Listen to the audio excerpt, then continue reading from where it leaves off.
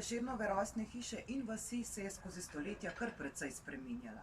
Tako bi France danes z začudenjem opazoval Vaško cesto, ki v njegovi mladosti tu še ni obstajala. Tu so se namreč raztezala polja in travniki vse do reke Save. In vrata iz ceste, skozi katera smo danes navajeni vstopati v muzej, so bila v njegovem otroštvu pravzaprav zadnja hišna vrata. Dokončno podobo je rojstna hiša dobila po požaru leta 1856, ko tudi Ribčevi domačiji pogorijo leseni gospodarski deli in slamnata streha.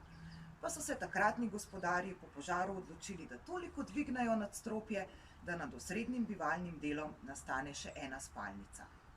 Kakšne zaklade pa skriva notranjost Prešernove rojstne hiše, pa vam prihodnjič pokaže naš vodnik Janez.